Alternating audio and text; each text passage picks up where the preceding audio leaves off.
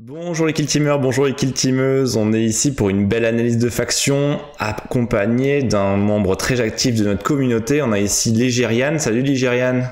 Salut Hugo, salut Team France. Et ben voilà, c'est la première fois qu'on te voit ici, c'est ça normalement, c'est ça?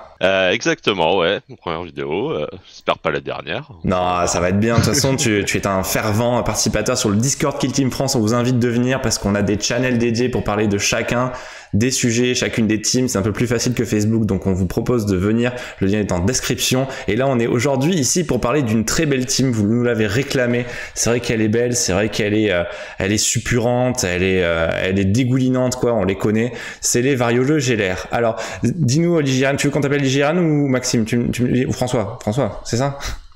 François, c'est très bien. François, c'est bon, parfait. Sinon, je t'appelle Gérard. Mais alors, François, toi, c'est quoi ton historique avec cette team, qu'on voit un petit peu à quel niveau compétitif ou non tu es Alors, avec cette team, moi je la connais que depuis la nouvelle édition parce que j'ai pas joué à l'ancienne édition. J'ai joué cette team dès qu'elle est sortie. Ce qui m'intéressait beaucoup avec elle, c'est que j'ai beaucoup joué au début de la nouvelle édition de Kill Team. J'ai beaucoup joué Death Guard, en particulier avec des Poxwalker, et j'aimais bien ce côté vraiment envoyer de la chair à canon, body, voilà, envoyer de la chair à canon sur l'ennemi, le loquer en combat, et donc c'est tout de suite quelque chose qui m'a parlé avec les Varioleux Gélaire. Ouais, c'est le cas. On va pouvoir faire un petit peu le tour de la team. Mais pour le petit historique, en fait, c'est une team qui est sortie dans la boîte Kill Team Rogue Trader, si je ne m'amuse, qui était vers fin d'année 2019. Elle était sortie avec les Elusian Star Striders, donc les corps stellaires d'Elusias qu'on a eu là. Et ce qui était rigolo, c'était comme match-up, c'était vraiment une team avec des humains qui valaient 75 points, il me semble, en termes de points. Et là, les Varioleux Gélaire, on en avait 125 dans l'édition précédente. Et on se disait, mais déjà, c'est totalement déséquilibré. Et en fait, c'était vraiment une équipe qui était quasiment créée pour Kill Team version 2021, quoi. Donc ils ont sorti ça, je sais pas quelle a été leur idée en tête, mais ça marche vraiment mieux dans notre jeu à nous. Et ça tombe bien parce que la plupart des gens adhèrent bien à cette version-là du jeu. Et on va pouvoir rentrer directement dans les faits. Alors qu'est-ce que c'est que dans les faits une Kill Team de Varioleux Gélaire? Est-ce que tu veux nous la présenter rapidement avec les archétypes et un peu le style d'agent qu'on a? Oui, alors c'est une team qui est très singulière parmi les factions de Kill Team, puisque c'est la team la plus nombreuse. Vous allez avoir au total 15 agents à gérer, et vous allez également avoir des profils très différents d'agents, allant du gros mastodonte avec plein de points de vie qui frappe très fort à des petites mouches gentilles qui ne servent à rien à peu près, les mouches, hein. Enfin, tu nous diras si elles servent d'ailleurs, ça c'est une question que j'ai dans ma besace. Alors au niveau des archétypes, on est sur sécurité, recherche et destruction. Donc vraiment recherche et destruction se tient, sécurité, je peux dire au niveau du fluff, quoi. C'est un peu plus discutable, mais bon, on veut pas c'est un peu dur de les donner un seul archétype à des factions, donc ces deux se tiennent. Ouais, de toute façon, sécurité, c'est dès que t'as du monde où il y a du body, sécurité, ça fonctionne bien, parce que l'idée, c'est que tu viens sur les objectifs et tu restes en place, ou t'essayes d'avoir des APL sur la ligne centrale ou sur le contrôle central, et là, il y a de quoi faire quand même en termes d'APL sur le terrain. Voilà. Et recherche et destruction, très fort archétype, parmi l'un des plus forts actuellement, et qui s'adapte très très bien à la faction et au style de jeu des Gellerpox. En termes de fleuve d'ailleurs, c'est assez rigolo parce qu'ils disent que c'est le premier endroit où il y a des Gellerpox, c'est dans dans le Galop d'Arc ou un truc comme ça, il me semble, et en fait c'est l'équipage qui s'est un peu fusionné, et donc là Vulgar, le 3 fois maudit, c'était le chef d'équipe avec ses deux apprentis qui sont là, et récemment avec le nouveau fleuve de Arc of Omen, dans le livre Vashtor, on apprend qu'en fait c'est un peu des démons de Vashtor, et pas spécialement que des démons de Nurgle, quoi. Donc c'est assez rigolo, c'était le petit truc que j'ai écouté dans la vidéo Guigui TV, pour rester dans l'actualité. Donc c'est une équipe, lorsque vous l'achetez, il me semble qu'elle a 55 €, en tout cas prix actuel, on ne sait jamais ce que ce sera dans un an, mais voilà, vous l'achetez, il me semble qu'elle est encore dispo à l'heure actuelle, et quand on achète une team à 55 €, on a vraiment tout. On n'a pas besoin d'acheter quoi que ce soit de plus. Déjà, c'est pas mal à le dire, ça, je pense.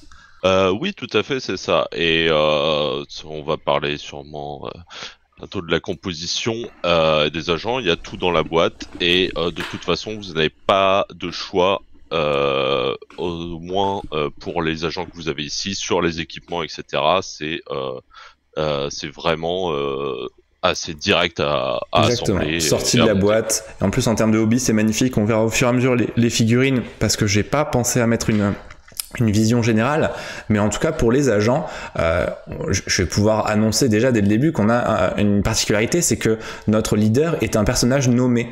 Donc en fait, quand on joue en narratif, eh ben en fait, on peut pas l'avoir plusieurs fois dans notre plaquette de données. Par contre, il peut revenir, je pense, s'il meurt. Il y a eu une errata sur ça, sur les corps stellaires justement, et il s'appelle Vulgar, le 3 fois maudit. C'est celui qu'on voit là, il est magnifique. Ensuite, qu'est-ce qu'on a, François ? Donc Vulgar fait partie d'un des 4 mastodontes, du coup c'est aussi le leader, et par la suite on a les 3 autres mastodontes, donc les gros. Les Hulk, quoi. Nous on peut dire we have 4 Hulks, pour de vrai. Exactement. Donc le premier est le Boursoufleux, ou Bloodspawn en anglais, le Hurle-Chair, Flesh Screamer en anglais, le Battogast, qui est Lumberghast en anglais.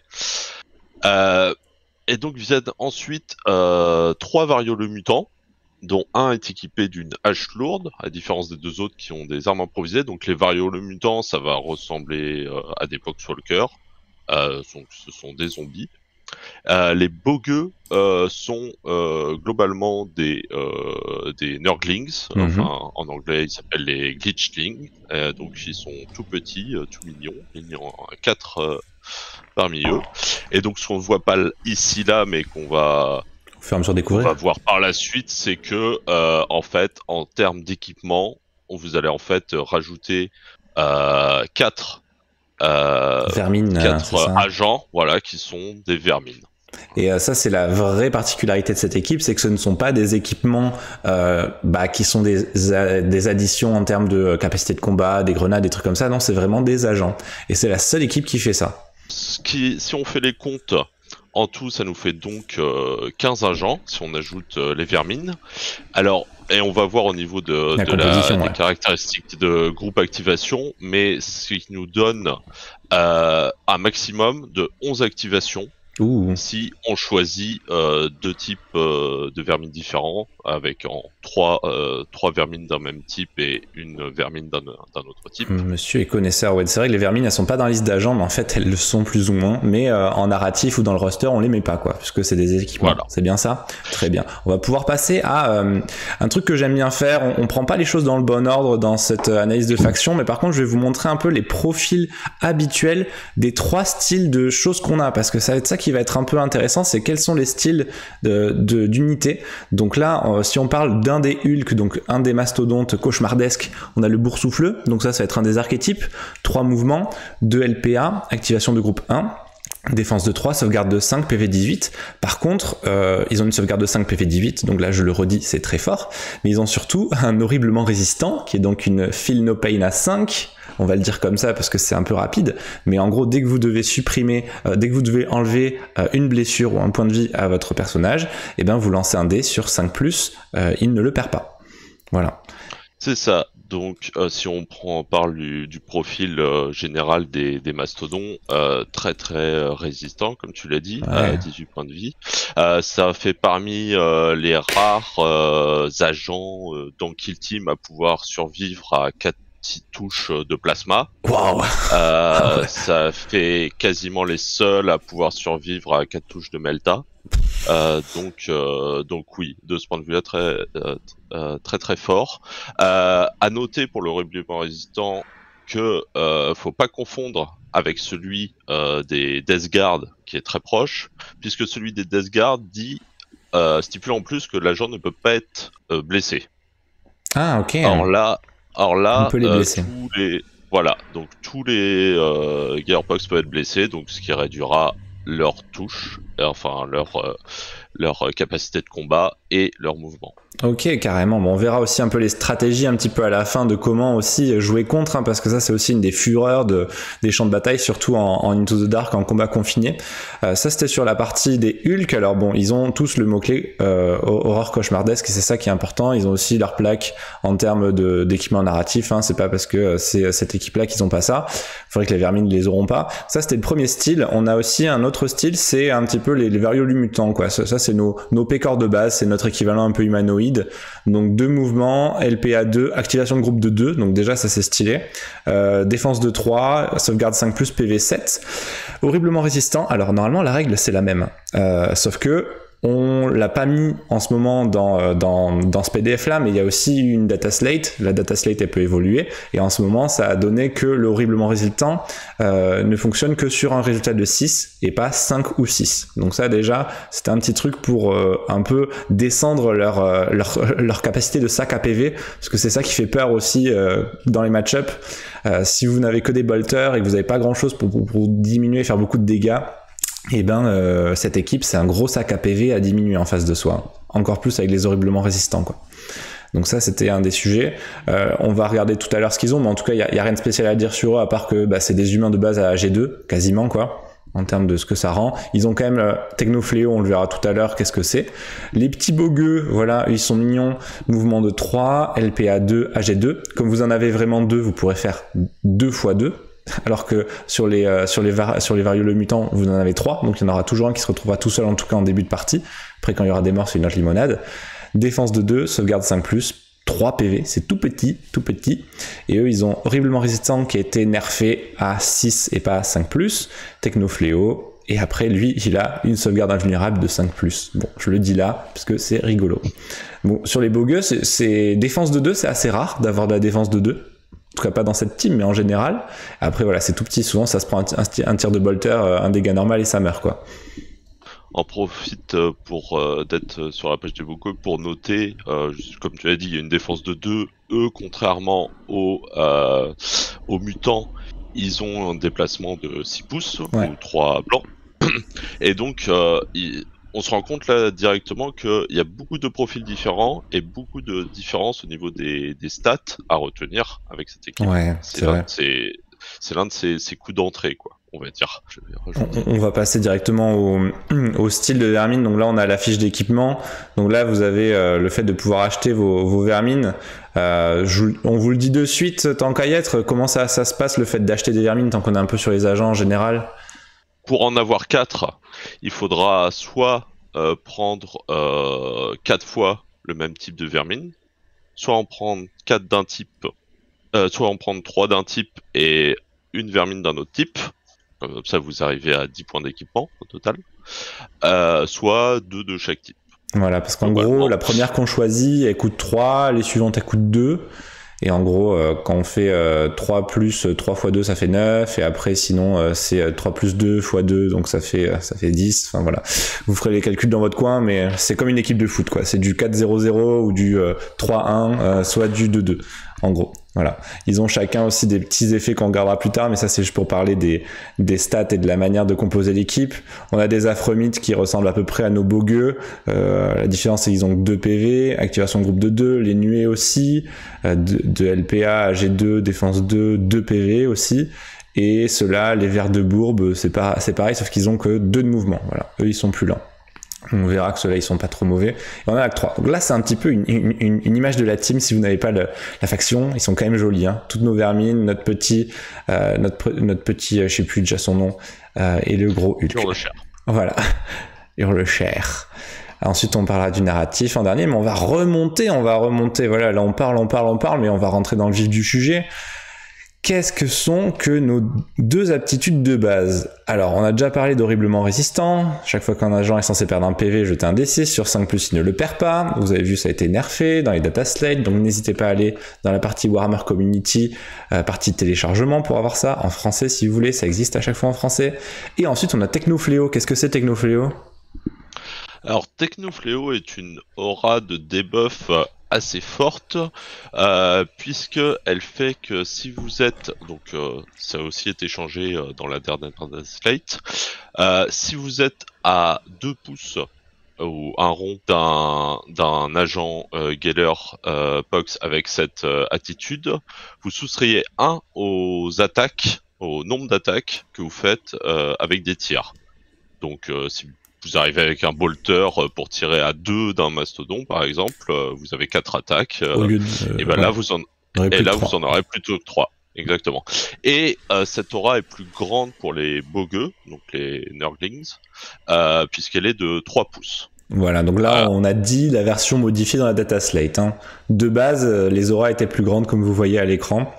Mais là on joue, je pense que ça va rester comme ça. Peut-être que l'aura des bogueux elle va peut-être augmenter, mais bon c'est vrai que c'est pas mal. Hein. C'est assez embêtant quand même. Hein.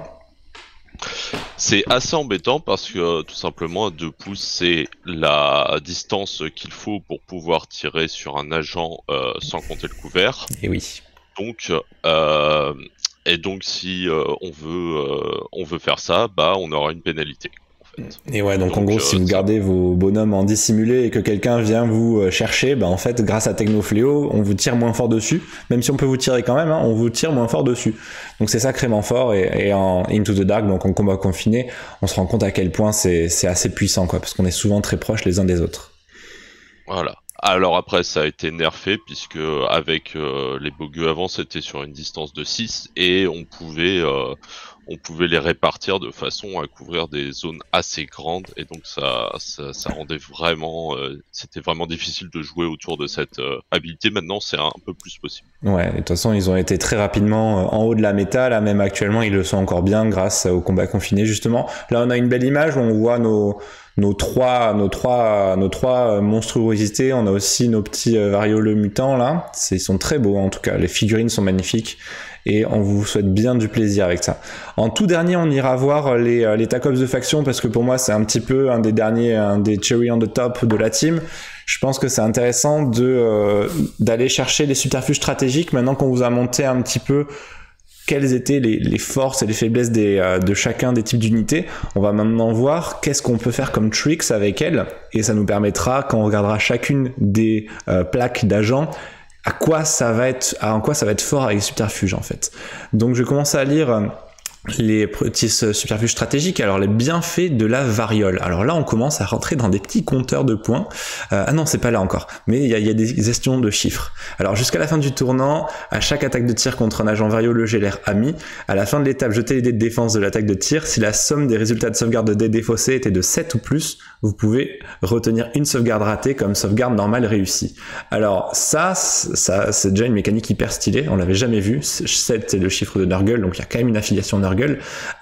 Sachant que maintenant le chiffre de Vastor c'est 5, on a appris récemment.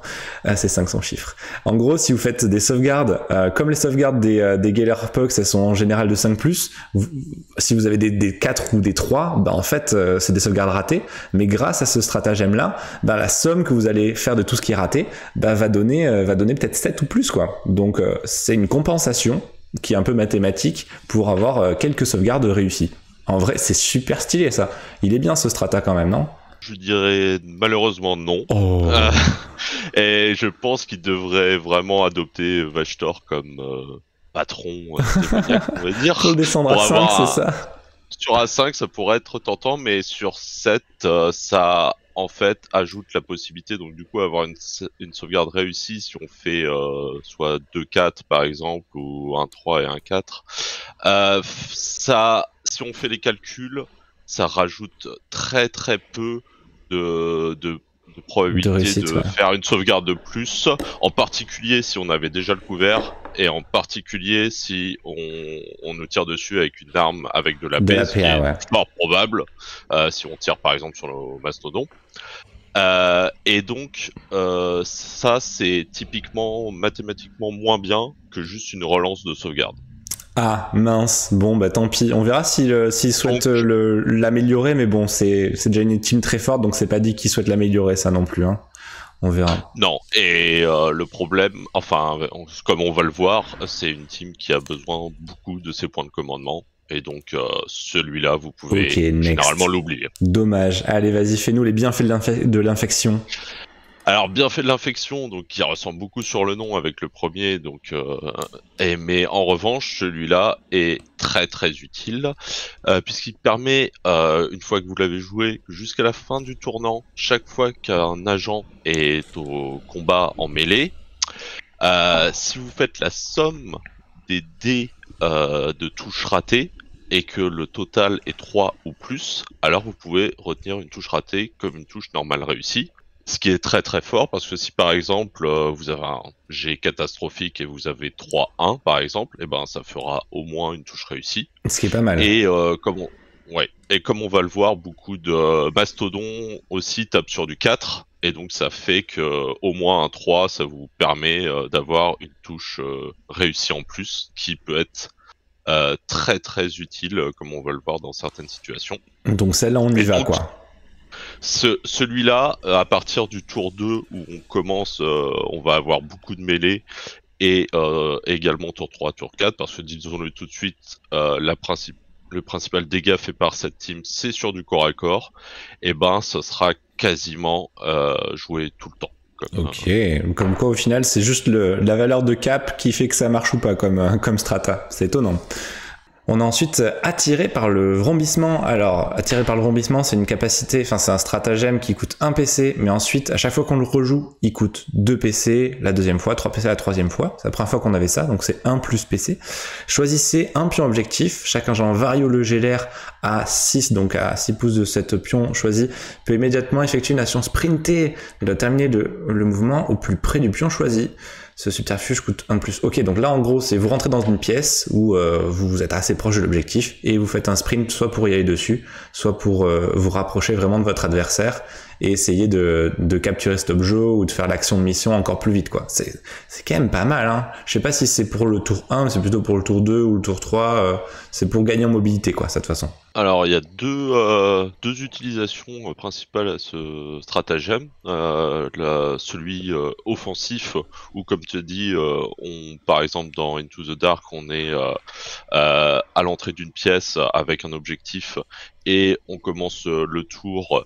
On peut faire cette action pour rapprocher nos mastodons, par exemple, pour avoir une charge intéressante, par exemple. Et ouais, ça il faut y penser. Et ou un usage défensif, où par exemple, si vous êtes avec des corps en open avec assez peu de couverture et vous avez beaucoup d'agents, et donc ça peut être compliqué qu'ils soient qu'ils soient protégés tour 1 par exemple, vous pouvez utiliser ça pour repositionner des agents défensivement, ou par exemple vous pouvez l'utiliser tour 2 pour faire revenir un de vos mastodons derrière une porte par exemple. Ah super, ah oui, il y a vraiment de quoi faire avec. Oui. Alors il faut noter toutefois, il faut bien noter que pour ce stratagème, il faut se rapprocher du pion objectif choisi, mais on peut se rapprocher sans aller directement tout droit dessus, ça faut bien le noter. Donc vous pouvez, tant que vous arrivez plus proche de 0,01 cm par rapport à là où vous étiez au départ, ça va marcher. Les tangentes.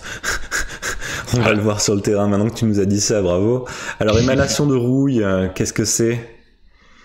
Alors, émanation de rouille, ça ressemble beaucoup au stratagème contagion des Death Guard, pour ceux qui connaissent. Et ce que ça fait, c'est jusqu'à la fin du tournant, à partir du moment où un ennemi est en portée d'engagement d'un agent Vario le Geller, sauf une vermine, alors l'agent est traité comme blessé. Et donc, ça veut dire que typiquement au corps à corps, il se combattra moins bien, et que s'il essaye de battre en retraite, il va avoir moins de mouvement. Ouais, donc c'est pour ça ce qui est écrit à la fin, c'est quand tu démarres ton mouvement à portée d'engagement que tu soustrais. Sinon, c'est pas parce que tu passes à côté que tu soustrais pendant ton mouvement, quoi.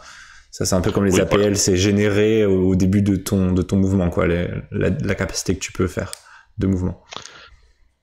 Oui, voilà, tout à fait. Alors, ce stratagème, il sera pas très utile si vous combattez une faction qui n'est de base pas très fortes au corps à corps, on peut penser notamment au Pathfinder. Il sera en revanche assez utile contre par exemple des intercesseurs qui vont taper sur du 3+, et donc les faire taper sur du 4+, ça peut permettre de s'économiser pas mal de coups d'épée tronçonneuse. Ah, c'est compliqué parce qu'après c'est une team qui est à la fois très résiliente en termes de PV, mais elle peut l'être aussi pour embêter les gens. Et puis en fait ça passe au-dessus du fait de considérer que l'agent ne peut pas être blessé en plus. C'est ça qui est fort. Ah oui, ouais, effectivement, tu fais bien de le noter, précision très importante, ça peut être donc du coup très très fort contre par exemple des légionnaires Nurgle qui vont jouer leur stratagème implacable pour être considérés et pas blessés, et bah ce stratagème va passer au-dessus de ça et ils vont être considérés comme blessés. Comme quoi Vashtor est plus fort que Nurgle, encore une fois. ou que les Space Marines, c'est la foi envers l'empereur. On a ensuite nos subterfuges tactiques maintenant, c'est nos petits tricks. Alors, qu'est-ce qu'on a? On a stock contaminé. Utilisez ce subterfuge tactique au début de l'étape choisir de l'équipement. Choisissez une pièce d'équipement dans la liste de la faction d'adverse, puis choisissez un des effets suivants. Votre adversaire doit dépenser un point d'équipement supplémentaire chaque fois qu'il choisit pour la bataille l'équipement concerné. Votre adversaire peut choisir pour la bataille une seule fois au maximum la pièce d'équipement concerné. Eh ben, on fait coucou aux Novitiates et aux Navy Breachers, je pense, c'est ça? On peut tout à fait. Donc, quand tu parlais effectivement que c'était une faction qui embêtait les autres, c'est le cas avec ce stratagème, qui peut être très utile, mais dans des situations assez spécifiques. Tu évoques les Navy Breachers. Typiquement, il faut savoir que les Variolo Geller souffrent beaucoup de la réduction d'APL. Qui passe notamment par les... Il n'y en a que 2 en fait d'appel par personne. Ouais. Voilà. Donc, si vous jouez contre un Navy et que vous l'empêchez de donner avec des Steam plus 1 PV à tous ces gars, il va peut-être être tenté de prendre des grenades stun. Et oui. Qui, même si généralement elles fonctionnent sur un 4+, ou 3+. Ou quelque chose comme ça, sur une zone, ça peut être très très embêtant. Pour les Gellerpox qui n'ont aucun moyen de contrer la réduction d'APL. Donc il faut faire attention à vraiment utiliser cet équipement-là. C'est ce que tu veux nous dire avec ça, de toute façon. C'est même si même si de base on s'imaginerait que les Navy prendraient que des Steams, en fait non quoi, pas forcément. Ouais. Donc moi je serais plus tenté de l'utiliser justement contre des factions qui peuvent avoir des équipements pour réduire les APL, comme des stun grenades, quoi. Ça concerne donc les Navy, les Elucidian, Starstrider, oui, pas mal de monde, quoi. Ouais, de toute façon. Mais encore une fois, on a beaucoup besoin des points de commandement, et donc il faut avoir une utilisation parcimonieuse de ce stratagème. Après, on verra que notre cher Vulgar, notre leader, peut en faire créer des points d'équipement. Donc bon, non, mais au moins en termes de fluff et d'écriture de gameplay, c'est magnifique comme stratagème, je trouve. Qu'est-ce qu'on a ensuite alors? Alors ensuite, on a passage en force. Alors ce subterfuge concerne que les mastodontes, et il s'utilise quand un des mastodontes est activé, et jusqu'à la fin de son activation, l'agent ce mastodonte, quand il fait une charge ou un mouvement normal, il peut ignorer les autres agents, c'est-à-dire passer au-dessus, enfin à travers complètement, comme s'ils n'étaient pas là, et il peut passer à portée du coup d'autres agents ennemis. Et donc il peut aussi commencer son mouvement, si on peut par exemple faire un mouvement normal, alors qu'on est à portée d'engagement d'un ennemi, et on peut faire une charge, alors qu'on est déjà à portée d'engagement d'un agent ennemi. Et alors bien sûr, il faut respecter toutes les autres conditions normales pour le mouvement, et typiquement, il faut pas confondre ça avec le vol, oui. Parce que si vous pouvez pas passer une barricade gratuitement avec ça, par exemple. Mais c'est un stratagème très très fort parce que les mastodontes sont très gros, ils sont sur des bases de 40 mm. Ouais, 40. Et du coup, ça peut être difficile de circuler, typiquement dans une zone de l'arc, et avec ce stratagème, vous pouvez faire des charges très puissantes en, par exemple, passant à travers une figurine qui bloque une porte et en pouvant charger l'agent important qui était protégé derrière. Qui était sans doute un lance-plasma, on imagine. Voilà. Et donc bonjour à lui. Mais bon, ça nous permet aussi de protéger nos Hulk avec avec d'autres Hulk, il me semble, parce que justement, on verra tout à l'heure qu'ils peuvent pas tous être protégés par n'importe quoi. Mais en gros, voilà, on en met l'un derrière l'autre. C'est notre Vulgar qui est derrière un de ses copains et lui, il fonce dans le tas, il y va.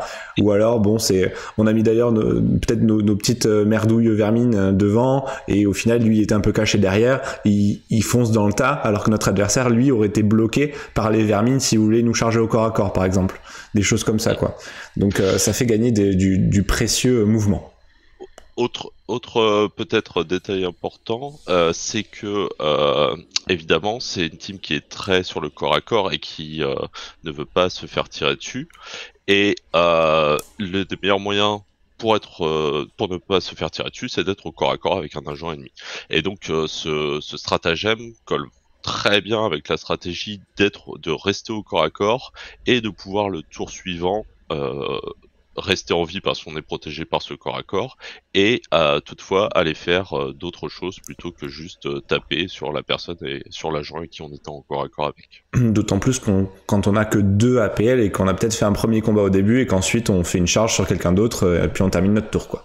Très sans utiliser ce subterfuge tactique quand on a un ami variologé, excepté les vermines et neutralisé, infliger une blessure mortelle ou des 3 blessures mortelles si c'était un mastodonte qui était mort à chaque agent ennemi visible et à rond de lui de l'agent ami concerné. Bon, ça c'est en effet une petite bombe lorsqu'on meurt. Ça fait penser à quoi, aux martyrs des novices peut-être, par exemple. Ça fait penser, je sais plus trop à quoi, mais en gros c'est presque un splash en fait quand tu meurs. Ça permet de ouais. Ou aux Death Guard qui ont à peu près le même oui, comme ça, toujours stratagème aussi. Et l'idée c'est d'achever quelqu'un quand on a été tué au corps à corps ou alors qu'on est on allait tuer quelqu'un au corps à corps, on a fait quelques échanges, lui il reste 1 ou 2 et là on lance notre dé souvent quand c'est un Hulk et on espère tuer l'agent en face même s'il nous a fait qui nous a tué notre beau Hulk, quoi. Oui, très situationnel, je pense, parce que dans des situations comme ça, comme on va le voir, il y a beaucoup de moyens, vu qu'on a beaucoup d'agents, de terminer un agent qui a 1 ou 2 points de vie. Donc ce stratagème sera extrêmement situationnel. Ok, très bien. Assaut effrayant, utilisez ce subterfuge tactique après qu'un agent mastodonte Desk a réalisé un combat. Si l'agent ami est encore à portée d'engagement d'un agent ennemi, vous pouvez aussitôt combattre en mêlée avec lui. Donc, c'est-à-dire quoi, qu'on peut frapper un deuxième bonhomme juste après, c'est ça ou c'est le même ? Non, on peut tout à fait taper un autre bonhomme. Si on est ainsi, c'est un stratagème très très fort. Ah oui, c'est fort. On peut charger 2 figurines donc et puis taper les 2. Et on peut même taper 2 fois le même, quoi, si on n'a pas réussi à le finir dès le début. C'est ça, donc c'est une stratégie souvent utilisée contre les élites, ouais. Parce que avec certains Hulk, on a peu de chances de tuer un intercesseur en un seul coup, et donc si on a réussi à un peu l'attendrir pendant le premier combat, on va pouvoir le finir avec ce subterfuge qui est très très fort et qui sera beaucoup utilisé. Et donc en gros là on est quand même sur une sélection qui est vraiment pas mal et à la fois en stratégique et en tactique. C'est peut-être pas la meilleure des teams du monde avec tout qui est parfait, mais au moins il y en a 2 de chaque qui sont pas mal, quoi, on peut dire. Voilà. Ouais, et qui cale très bien au style de jeu et à ce qu'on veut faire de base avec cette faction. Magnifique. Ah bah très bien. Bon, là on a Vulgar le 3 fois maudit. D'ailleurs oui, il parle, le tout premier arrivé c'était dans le New Dawn où ils sont arrivés les variologélaires. Alors lui forcément c'est un leader donc il a un PV de plus par rapport aux autres, mais sinon tout le reste c'est la même chose. Alors qu'est-ce qu'il a d'intéressant? Il a forcément horriblement résistant, forcément technofléau. Lui c'est un mastodonte 3 fois maudit. On va quand même parler de ça de suite parce qu'on va pouvoir comparer les deux grâce à ça. Il se trouve que le terrain léger et les agents ayant une caractéristique de 15 PV au moins ne fournissent pas de couvert à cet agent. Donc c'est pour ça c'est pas nos petits comment on appelle ça, boursoufleux qui vont pouvoir donner du couvert à nos personnages, mais par contre 2 Hulk entre eux peuvent se donner du couvert. Voilà. Donc les barricades c'est pas ouf pour eux. C'est ça. Et donc, si on est en open, il faut essayer de réserver des endroits avec du couvert lourd pour pouvoir mettre ses ulks, ou essayer de trouver des endroits où ils vont être masqués par du terrain lourd. Exactement. Et ça, la différence avec les 3 autres, c'est que Vulgar, lui, il peut réaliser des actions sans malus. Parce que si on regarde Mastodonte Cauchemardesque, par exemple sur le Boursoufleux, chaque fois qu'un cet agent ennemi est censé accomplir une action, alors enlève-toi, une action de mission ou alors l'action ramassée, vous devez soustraire un PA supplémentaire pour ce faire. Donc on va dire que eux, ils vont souvent pas le faire en fait, s'ils ont que 2 LPA. Non, c'est ça. Donc les 3 mastodontes à part Vulgar, souvent leur seul job c'est d'aller taper. Voilà, exactement. Et puis il y a plein d'autres figurines pour pouvoir faire ça. Voilà. Même pour ouvrir les portes, ça va être souvent d'autres figurines qui vont faire ça. Foyer de l'infection, c'est hyper important pour Vulgar parce que c'est comme ça qu'il va pouvoir gagner des CP supplémentaires. Attention à pas juste l'amener souiller des objectifs parce qu'en gros, il va se mettre à la fin d'un tournant à rondre un objectif et s'il n'a pas été souillé pendant la partie, il pourra gagner un PC. Donc c'est comme ça qu'on fait proquer des PC supplémentaires dans cette équipe. Mais c'est pas une raison pour amener Vulgar et le laisser fond de cours, quoi, aussi, parce que c'est un de nos personnages les plus forts. En termes d'armes, ah oui, vas-y, si t'avais un truc à dire.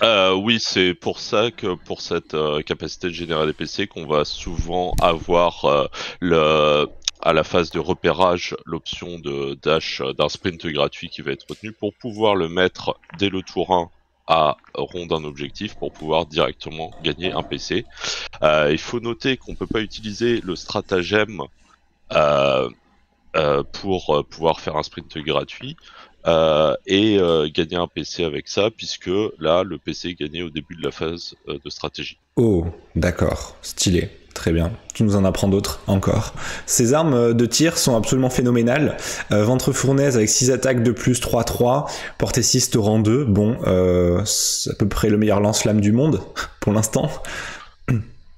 Tout à fait le meilleur lance-flamme, et donc il faut le dire, c'est globalement les Gellerpox n'ont pas beaucoup de tirs et leur tir ne dépasse pas 6 comme avec cette arme de portée, mais il faut être cependant vigilant quand on joue contre, parce que comme on a dit, avec un sprint gratuit plus un autre pendant la phase de stratégie, après un mouvement, Vulgar peut surprendre beaucoup d'équipes qui décident, et c'est une stratégie assez normale, de mettre beaucoup d'agents en engagé dès le tour 1 pour pouvoir faire des tirs s'il y en a la possibilité.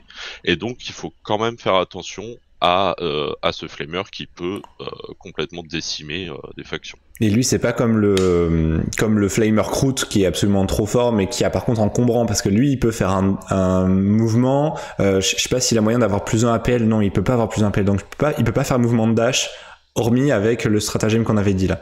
Donc c'est moi qui suis en train de me fourvoyer, de me fournaiser même. Les armes fusionnées, c'est trop stylé, ça a 5 attaques, 3+, 4-5, remodelées. Et là, en fait, on va dans la petite liste des courses qui est ici écrit dans les aptitudes, et on choisit 2 des aptitudes, 2 des bonus qui sont là, plus en dégâts normaux, plus en dégâts critiques, équilibré, brutal, létal 5+, critique perforant. Voilà. Qu'est-ce que tu nous conseilles? Ça dépend du match-up, ça, j'imagine. Oui, assez. Donc ça, c'est l'un des 2 choix qu'on fait quand on prend cette team avant la partie, c'est-à-dire choisir les vermines qu'on va prendre et choisir l'arme de Vulgar. Et ça, on le fait dès le début. Donc évidemment, ça va dépendre de la faction qu'on a en face. Quelque chose qui marche toujours bien est équilibré pour avoir une petite relance qui fait faire toujours plaisir, même s'il y a 5 attaques. Et donc après, ça va dépendre beaucoup. Typiquement sur les légionnaires, il peut être intéressant, qui sont souvent Nurgle et qui vont réduire les dégâts normaux de 1. Il peut être intéressant de booster les dégâts normaux justement pour pouvoir toujours tuer un légionnaire en 3 coups. Très bien. Mais après, oui, ça va beaucoup dépendre. Contre des Harlequins, par exemple, il faut plutôt privilégier de pouvoir faire des dégâts critiques pour pouvoir passer leur subterfuge geste de Séggorath. Ouais, c'est vrai. De toute façon, c'est toujours très fort, on vous laissera faire vos listes de courses sur ça. Alors, le boursoufleux, il est rigolo, lui. Ouais, alors il est très rigolo. Donc c'est celui qui, c'est le mastodon qui frappe le moins fort, on va dire, au corps à corps, avec 6 attaques sur du 4+, 3-4, donc profil bolter n'est-ce pas? Et sa particularité, c'est qu'il peut empêcher les agents qui ont 8 PV ou moins sur un 4+, à battre en retraite. Ouais, il leur fait un câlin et ils peuvent pas partir, quoi. Exactement. Et donc c'est pour ça que c'est un agent à privilégier dans les match-ups où vous avez vous êtes contre des agents avec 8 PV ou moins, pour justement aller dans le tas et essayer de gêner au plus les agents adverses sans toutefois avoir besoin de se battre. Très bien. Et puis c'est aussi une capacité de coiffeur parce qu'il sait faire des balayages apparemment. Voilà. Oui, donc balayage qui permet en fait de faire une sorte de fusillade mais au corps à corps. Ouais. Où, du coup, si vous êtes en combat avec plus de 2 agents ennemis ou plus, vous pouvez choisir de faire balayage et à ce moment-là vous allez combattre avec 2 fois moins d'attaque, mais contre chaque agent qui est à portée d'engagement. C'est hyper et fort. ça marche également quand ce n'est pas votre tour, Oui, ce n'est pas votre activation et que votre adversaire vous tape dessus. Vous pouvez choisir ce profil pour après taper derrière sur d'autres qui sont au corps à corps. Mais bon, ça reste. Non, mais ça m'est arrivé. J'ai fait une seule partie contre des Gellerpox et ça m'est arrivé. Au revoir mon bel Fire Acolyte. Comme quoi, astiqué, balayé. Là, la casa était pimpante. Alors, on a ensuite notre Hurle-Cher. Lui, c'est celui qui a quand même un profil trop rigolo parce qu'il a un profil de tranchage à une attaque, 3+, 8, 9. C'est quoi ça? Létal 5+. Donc, il a pas d'arme de tir. Donc, il a le choix de ça. Bon, évidemment, vous choisirez l'attaque à 1 lorsque vous chargez et que vous frappez et que vous êtes à peu près sûr de mettre la touche quand même. Parce qu'on n'a pas grand chose pour gérer la relance à part un reroll critique, enfin un reroll de commandement. Ça, c'est fait pour tuer un leader d'une team à 7+, peut-être, en one shot, ou alors même ça, tu le conseilles pas? Oui, étant donné que c'est assez risqué, une activation de mastodonte c'est quand même très important, et donc même si vous pouvez tuer avec ce profil qui est le plus gros dégât qui existe du dans jeu. Kill Team, je déconseille fortement. Ça va être très situationnel, c'est dans les cas où vous avez par exemple 2 PV restants et que vous tapez contre un agent ennemi qui peut vous tuer et qui a moins de 8 PV. Mais autrement, l'autre profil est quand même très très très correct.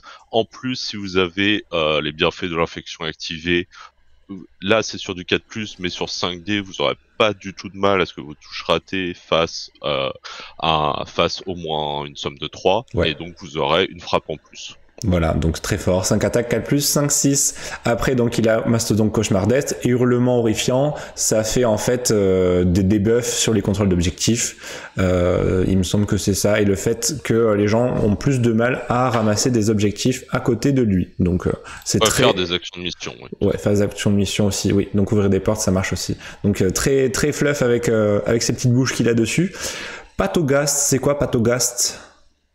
Alors Patogast, c'est l'un des plus beaux, je trouve, des mastodontes. Ouais. Alors ça va être absolument celui qui va faire le plus de dégâts de vous, puisque sa capacité spéciale, c'est de pouvoir faire une charge épineuse qui est globalement une charge, sauf que à l'arrivée, vous faites des 3 blessures mortelles contre chaque ennemi qui est à portée d'engagement. Mieux que l'Ogreen de Morok en fait dans les Blooded. Oui, parce que l'Ogreen n'est que contre une seule cible, oui, là ça sera contre toutes les cibles. Super. Donc ça vous permet, typiquement, mettons la situation classique où vous combattez par exemple des humains, donc à dire avec 7 PV, vous avez bienfait de l'infection activé, donc vous pouvez charger 2 agents ennemis, leur faire au moins une blessure mortelle, oui. Et ensuite vous pouvez juste les tuer sans jeter de dés, puisque vous êtes quasiment sûr avec bienfait de l'infection d'avoir au moins une touche réussite, ce qui ferait au total 7 dégâts. C'est ridicule. Et avec le stratagème qui permet de combattre 2 fois, vous pouvez donc tuer 2 agents à 7 PV ou moins sans avoir à lancer un seul dé. Oh, ça me fume ce genre de truc, je le connaissais même pas celui-là. Putain, c'est incroyable. Ah ouais, donc faites gaffe, comme quoi, même si vous jouez pas les variologéleurs, vous avez bien fait de regarder cette vidéo, vous allez moins vous faire avoir dans vos parties contre eux. Oh là là, là tu m'en apprends une. Eh ben, je te laisse faire les varioleux mutants, faut que je revienne de mes émotions là. Pas de souci. Alors les variants mutants, comme on a dit, ils vont être 3. Vous en allez avoir 2 qui vont être équipés d'armes improvisées et 1 avec une hache lourde. Donc il faut voir que spécialement ceux avec l'arme improvisée qui ont implacable sur la règle vont être assez résistants au corps à corps, même s'ils vont pas tuer, sachant qu'ils ont une habilité qui est très forte, qui est masque Gellergos, qui leur permet en fait de prendre des dégâts normaux à la place de dégâts critiques quand ils se font tirer dessus. C'est trop fort. Ouais, c'est trop bien. Maintenant, ils ont un Feel No Pain sur du 6 depuis la dernière Data Slate, mais ils étaient avant et ils sont toujours assez résistants, quoi. Et bon, ils sont un peu plus lents, mais il faut voir que avec les stratagèmes qui permettent de faire le stratagème qui permet de faire le sprint gratuit, il peut y avoir des combos très intéressants puisqu'ils sont tous équipés d'une grenade frag et donc c'est assez rare de nos jours d'avoir plus d'une grenade frag dans une faction. Et ils sont GA2. Et donc il y a des plays qui peuvent être faits, qui peuvent être par exemple, si on a l'initiative en début de tournant, de faire un sprint gratuit vers un objectif avec 2 de nos mutants, et après désactiver à la suite pour faire un mouvement et lancer leur grenade. Et ce qui fait que si vous êtes par exemple en Into the Dark ou même en Open, 2 grenades frag contre des profils assez faibles, typiquement des humains avec une sauvegarde assez faible, et ben ça peut faire des dégâts quand même. Et ouais, et donc, puis c'est l'occasion d'avoir aussi des déflagrations avec l'étal 5+, vu que si on est en Into the Dark, tout ça, c'est sympa quoi. C'est ça. C'est ça, exactement. Donc, il faut, on se concentre beaucoup sur les mastodons quand on joue contre les Garpucks, mais eux, faut pas les oublier. C'est un peu des finisseurs, peut-être ? Est-ce qu'on peut dire ça ou pas ? Oui, c'est un peu des finisseurs parce que ils vont arriver à la traîne un peu avec leur plus faible mouvement. Et ils peuvent aussi faire des actions de mission et donc ils vont parfois être utilisés pour ça aussi et donc ils vont typiquement être plus en arrière. Ouais, voilà. Mais quand même se méfier. Très bien. Et là ensuite on a nos chouchous, les petits beaux gueux, ils sont trop mignons les beaux gueux. Il y en a avec une petite épée, il est trop mignon. Alors ils vont assez vite, donc ils vont à 3 de mouvement. C'est souvent ceux qui vont ouvrir les portes, hein, quand même, faut le dire, dans ITD, parce qu'ils ont une AG2, donc ça c'est très malin aussi. Effluve maladive, 4 attaques, 4+, 1-2, portée 6, bon bah ça sert à pas grand chose. Rejeton maladif non plus, 3 attaques, 4+, 1-2, ça sert à pas grand chose. Par contre c'est petit, les petits c'est comme le grotte en fait, tant qu'il est en dissimulation, on peut pas contrecarrer cette dissimulation par n'importe quelle règle telle que promontoire ou d'autres choses. Donc il faut vraiment être entre 1 et 2 pour leur tirer dessus pour pouvoir enlever le couvert. Parce que là, le fait qu'il soit pas à couvert, ça permet quand même de leur tirer dessus. Voilà. Oui, tout à fait. Alors, les bogueux, c'est eux qui vont accompagner les mastodontes pour ouvrir les portes. C'est eux qui vont généralement faire beaucoup des actions de mission. On va très peu tirer ou se battre avec, soit parce qu'ils sont très très fragiles et qu'ils ont des profils de toute façon pas fous. Ouf, ouais. Et donc, en se déployant, il faut bien répartir ces bogueux parce que ils sont des éléments très importants de la team, vu leur possibilité de faire des actions et d'aller assez vite. Et typiquement, il faut bien les répartir avec les mastodons dans Into the Dark pour pouvoir ouvrir les portes. Très pas bloquer ce mastodon. Parfait. On va pouvoir passer aux vermines. Donc, c'est les équipements, on a raconté tout à l'heure. On fait 2x2, 3 et 1, ou alors 4, si on veut. De toute façon, on a de quoi tout faire dans le roster de base avec quand on achète les grappes plastiques. Il y a de quoi tout faire. On peut même les faire en 4, quoi. Oui, alors là, ce qui est généralement privilégié, c'est de faire 3 et 1, puisque c'est ce qui donne 11 activations. Tous les autres donneront 10 activations maximum. D'ailleurs, moi, j'ai été un peu feignant, j'ai même pas fait le 4e de chaque type. J'en ai que 3 de chaque type qui sont. Il a fait son choix. Très bien. Alors du coup, eux, ils peuvent faire battre en retraite pour un PA de moins, et il ne peut accomplir aucune autre action. Ça, c'est intéressant de le noter quand même. Bon, je sais pas si ça arrivera souvent. Tous les autres agents... Ah oui, donc les agents qui veulent sortir de leur corps à corps dépenseront un de moins pour battre en retraite de eux. Intéressant aussi. La vermine ne peut pas contrôler des objectifs. Ça compte dans le décompte d'ensemble de LPA ou pas? Non, ils vont pas du tout être comptés pour le contrôle des points et pour n'importe quel objectif secondaire qui implique de tuer par exemple des ennemis. Donc on peut penser à Champion de l'Humanité par exemple pour les intercesseurs. J'ai crabouillé des mouches.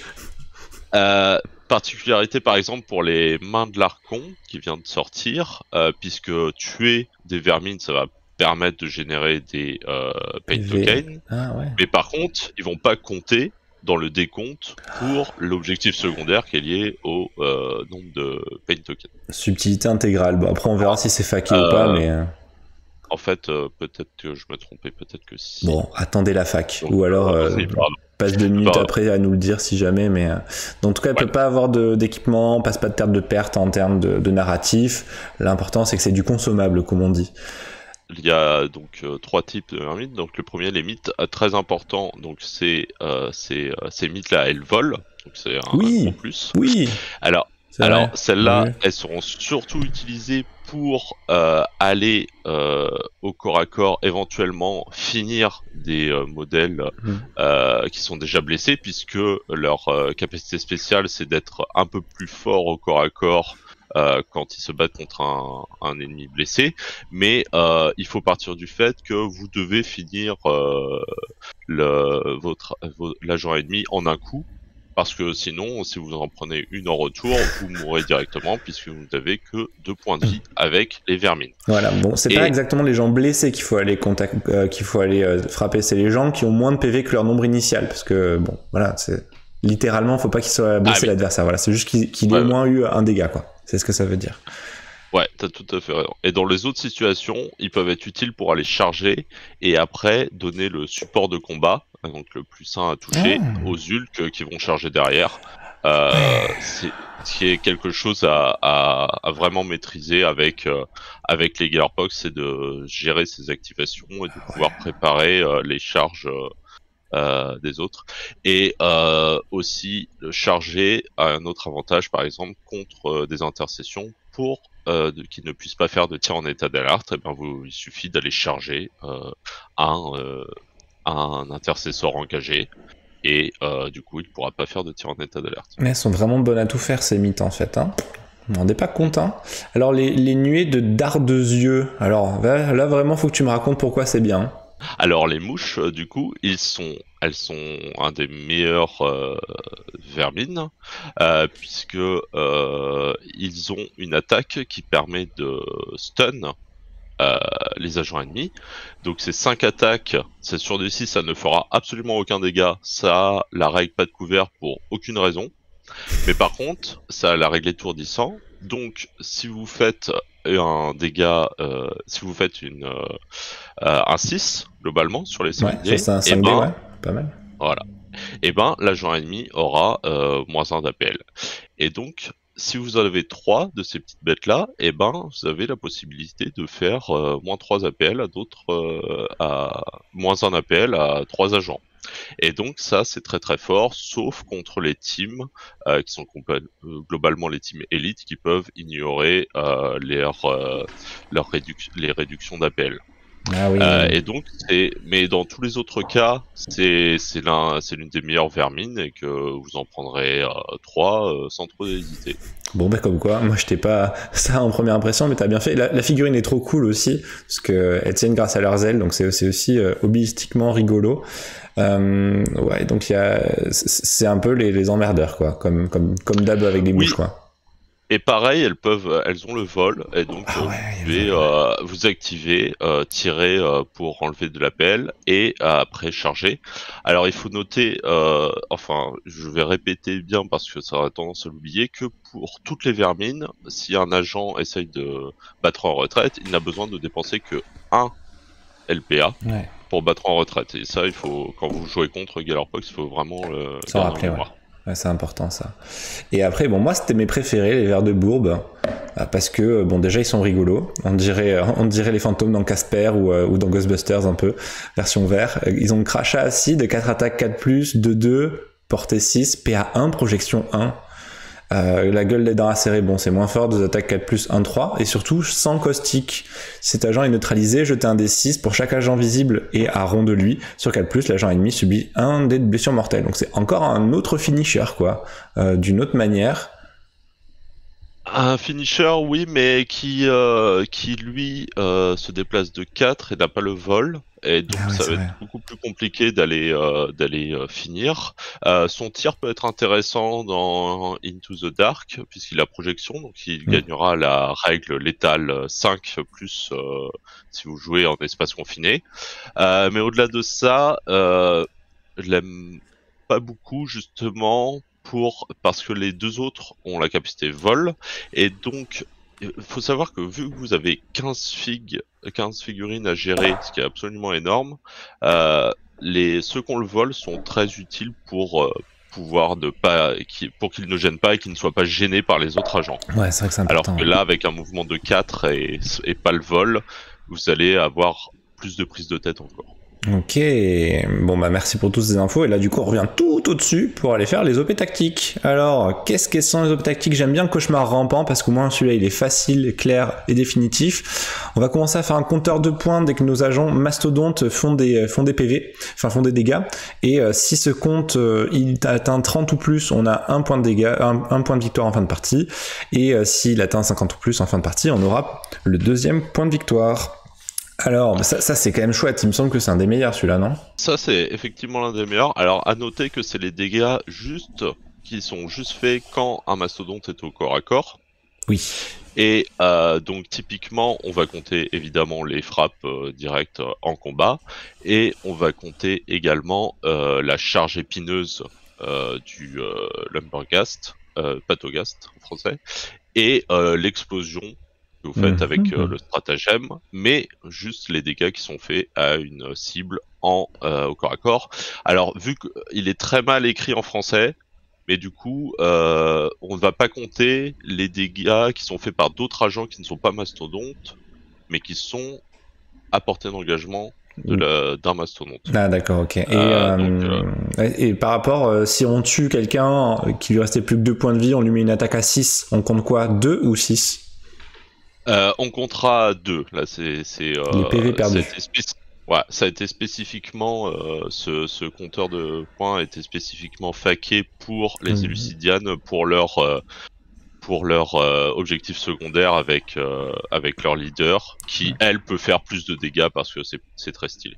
Ok, d'accord, très bien. Bon, c'est dommage d'aller dans les facs des autres pour comprendre les trucs de sa propre équipe, mais bon, c'est au moins avec la différence qu'on comprend. C'est quoi Hôte de la Pestilence, alors raconte-nous. Alors, Hôte de la Pestilence, c'est un TACOPS qui n'est pas le plus, qui est le moins bon, clairement, mais qui même s'il reste moins bon, il reste décent.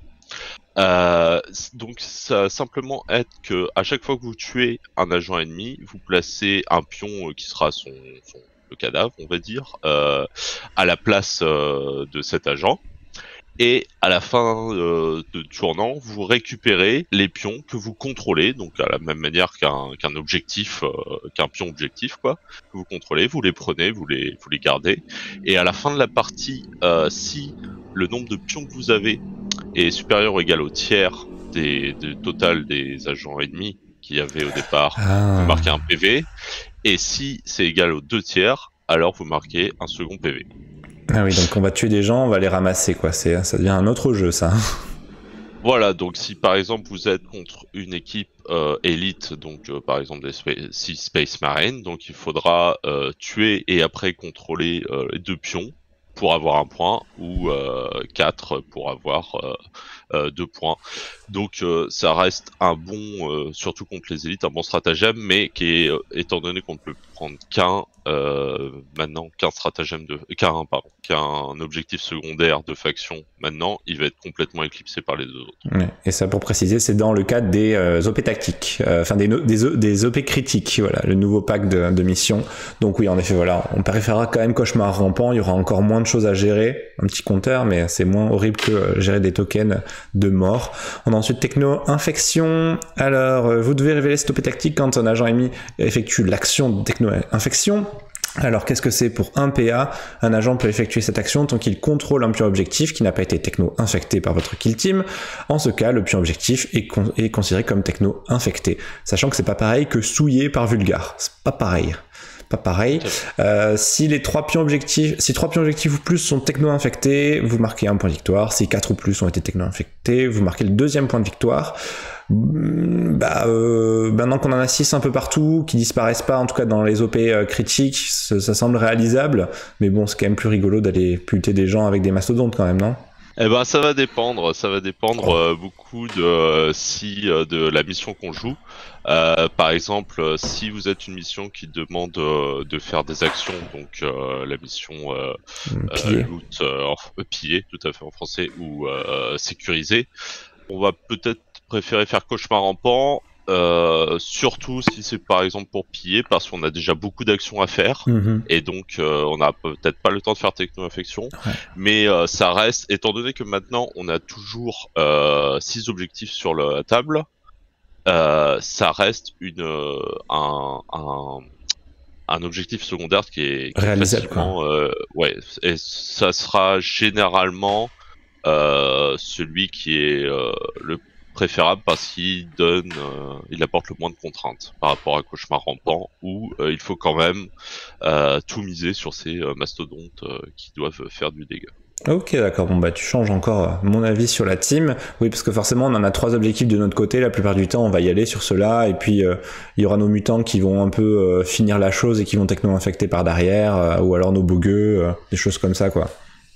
Donc voilà, si vous êtes sur la mission capturée, typiquement, il faut donner du travail à faire à votre autre unité qu'au mastodonte, et donc ça c'est faut rentabiliser le temps de travail, c'est ça le capitalisme de Nurgle. Alors on a ensuite la partie narrative, on va la regarder vite fait parce que là on a quasiment tout. Alors en narrative, on est désolé, nous on n'est pas forcément des gros joueurs de narrative, je sais pas si toi t'as déjà fait un truc avec eux. On va regarder rapidement. Résidence répulsive, on peut relancer les résultats de 1 pour cet agent sur l'horriblement résistant, c'est sympa.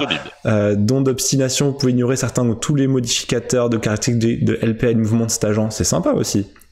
C'est sympa. Je découvre avec toi, mais oui, typiquement, ça aiderait beaucoup dans certaines situations. Qu'est-ce qu'on a aussi? Puanteur répugnante. Chaque fois qu'un agent ennemi est activé à carré de cet agent, l'agent ennemi est traité comme étant blessé pour les besoins de sa caractéristique de mouvement. Bon, on a un doublon avec ça, je crois, quand même, quelque part.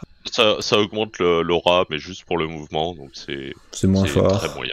Moins fort. Dans l'équipement rare, qu'est-ce qu'on a comme équipement rare? Infestation de la vermine. Choisissez un agent vermine mutante qui est neutralisé et retiré de la kill zone. Placez-le à nouveau avec tous ses PV restants, visibles et à carré de cet agent. Cet agent peut accomplir cette action une seule fois par bataille. Bon, on rajoute une vermine qui a été tuée. Ok. Bon, sympathique, mais il y a peut-être mieux. Aura irréelle sur les mastodontes. Cet agent gagne une sauvegarde invulnérable de 5+. Ça, on prend, ça. Ça, on prend. Voilà, vous l'aurez compris. Et fin de chair, chaque fois qu'un agent ennemi est neutralisé par cet agent étant à portée d'engagement de lui, cet agent récupère des 3 PV perdus. Ouh là là, c'est bien ça. Bon, ça coûte 3 points d'équipement, du coup ça remplace une vermine.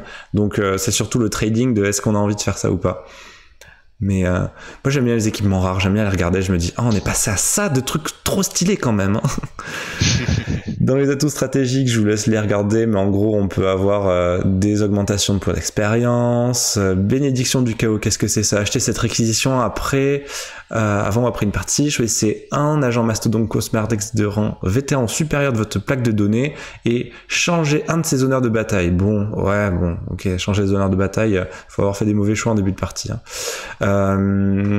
Et après on a nos campagnes d'OP critiques, je sais plus trop comment ça s'appelle, s'appelle.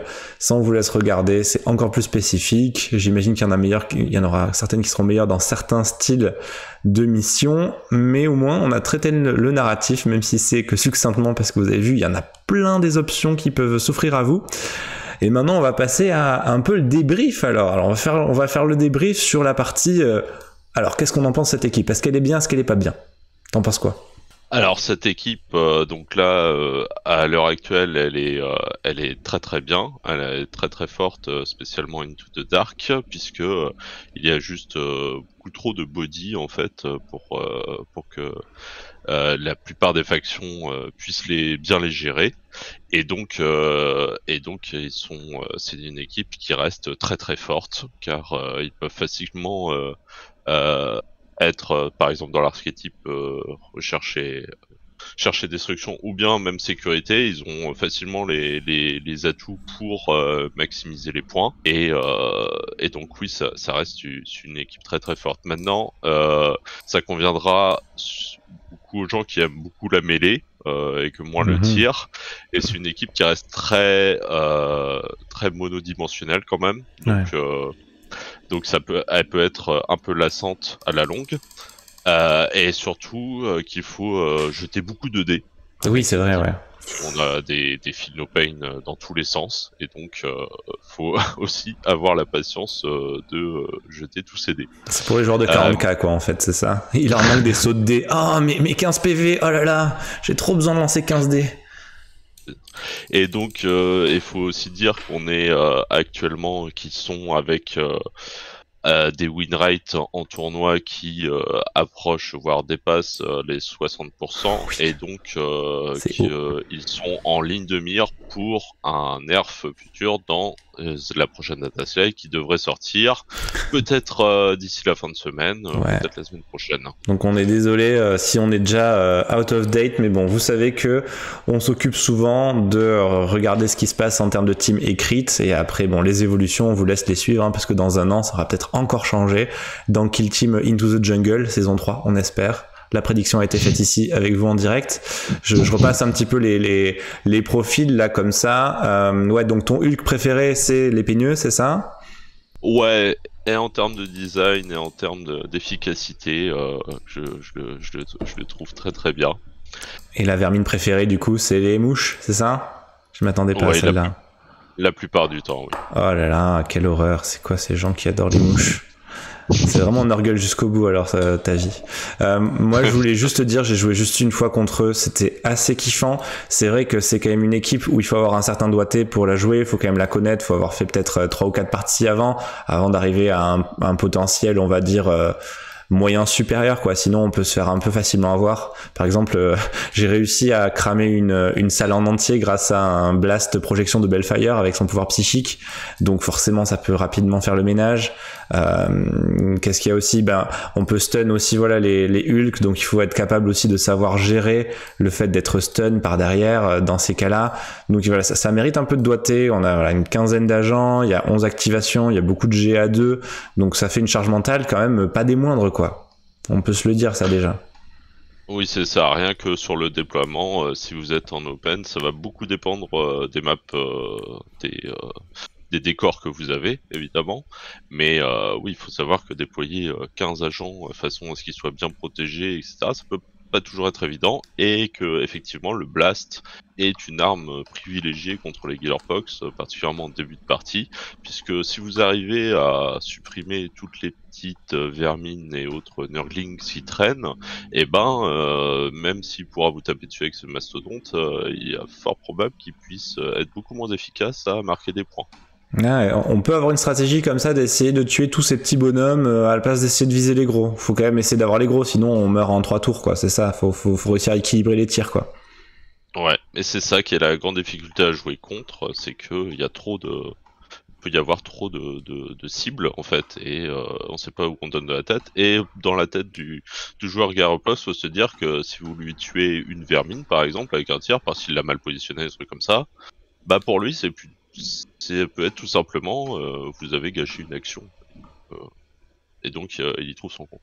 Ouais, faut faire un peu attention aux parités d'AG2, de toutes nos unités qui ont AG2 aussi. Le mutant, voilà, on sait qu'on en a 3 au début, donc on pourra faire une double activation, mais après on pourra pas le faire avec l'autre. Donc faut avoir un petit peu d'intendance dessus, encore de l'intendance de Nurgle, ils connaissent, mais il va y avoir pas mal de choses à gérer. Et maintenant qu'on est à discuter de comment jouer contre, avant je voulais voir, est-ce que tu as des tips pour le déploiement en 3 parties? Est-ce qu'on met tous nos hulks dans un panier, tout le reste dans un autre Un truc qui peut être gênant, on aimerait avoir ces agents les plus importants, donc ce seraient les mastodontes à la fin. Ce qui peut être très gênant, vu que maintenant on déploie en 3 parties, groupe par groupe, c'est que il faut laisser de la place. Et oui. Encore une fois, on a 15 agents, c'est beaucoup. Alors, ou bien il faut très bien repérer l'endroit où on va les mettre et laisser la largeur adéquate, ou bien il faut les placer devant. De toute façon, si vous êtes par exemple en open, c'est parce que ce sera moins grave en Into the Dark la plupart du temps, mais si vous êtes en open et qu'il y a peu de place avec du couvert lourd, de toute façon, et vous et votre adversaire savez que les hulks vont se trouver là, quoi. Donc, hormis si vous avez une possibilité de vulgar sur un déploiement court avec des zones de déploiement rapprochées, de faire un play tour 1 pour pouvoir faire un gros coup de flamer d'un coup, ce qui peut être une stratégie dangereuse, mais à moins de faire ça, je conseillerais plutôt d'aller vers la facilité la plupart du temps, et donc de moins avoir vos mastodons bien en sûreté, sachant que les autres, si vos vermines peuvent se faire tirer dessus parce que vous avez mal placé, si elles sont assez isolées et qu'il n'y a pas de blast, et ben tant pis, mais vous allez survivre de perdre une vermine, quoi. Et donc allez au plus simple. Ok, en tout cas merci de ces conseils-là. Pour jouer contre, alors qu'est-ce qu'il y a d'intéressant pour jouer contre à garder en tête? Alors ce qu'il faut garder en tête, c'est bien sûr le fait que le tir des Gearbox est très limité, donc mais encore une fois méfiance aux flammeurs du leader et aux grenades des mutants. Mais donc il faut savoir que du coup on peut tranquillement, la plupart du temps, mettre tous nos agents en engagé. Ceux qui peuvent tirer au moins, pour pouvoir faire le maximum de dégâts tour 1. Donc c'est déjà le premier truc. Et ensuite il faut bien réfléchir en termes de points. Donc quand on parlait des situations où on devait choisir entre quelle cible tuer, peut y avoir des situations où ça peut être plus intéressant d'aller tuer le bogueux qui traîne à côté d'un mastodon que le mastodon, parce que déjà c'est plus facile, et ensuite si par exemple vous êtes dans Into the Dark et que vous avez une mission de type sécurisé, et ben son mastodon il pourra vous tuer tout le monde dans la pièce mais il n'arrivera pas à capturer le point. Ou bien, disons, il devra faire un choix un peu terrible entre dépenser son activation pour capturer un point, ce qui n'est pas garanti de faire si vous avez d'autres agents par exemple, et donc, mais ça implique beaucoup de choix, et la grande difficulté, encore une fois, c'est le feel no pain qu'ont quasiment tous les Gellers, sauf les vermines, qui fait que vous avez quasiment jamais de garantie, et spécialement contre les mastodons, de faire des dégâts, et il vous faudra plusieurs activations pour en tuer. Même plusieurs activations des meilleures armes des fois. Et donc c'est pour ça que c'est très très compliqué d'avoir un plan de jeu bien arrêté contre les Gearbox. C'est vraiment une team très particulière. Après, le sel du jeu est quand même très bon avec eux, quoi. On s'amuse bien quand on joue contre eux, ou même quand on joue avec, c'est fun, c'est Nurgle, on s'amuse, les figurines sont belles.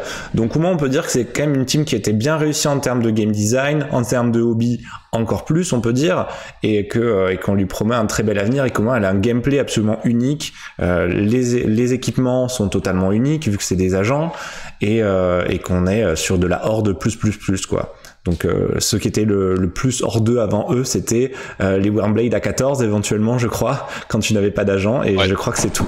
Donc merci à toi. Je sais pas si t'as un dernier mot de la fin à raconter avant qu'on laisse l'antenne. Non, n'hésitez pas à essayer les Gearbox et donner vos impressions. Voilà, moi j'ai ma petite vermine qui vient d'arriver à l'écran avec moi, justement, elle est là. Pour ceux qui ont pu tenir jusqu'au bout, merci d'avoir été avec nous sur Kill Team France. On était en mars et donc on était hyper content d'avoir la dernière boîte hier qui a été annoncée avec des Beastmen contre des Votann. Certains n'étaient pas très contents, mais on va voir ce que ça va donner, une team encore plus corps à corps parce que les Beastmen sont tout à fait corps à corps, mais encore plus que plus. Donc on va voir ça et puis on se retrouve peut-être bientôt pour une prochaine analyse. Alors François ? Avec plaisir. Allez, à la prochaine, les Kill Teamers. Au revoir. Ciao, ciao.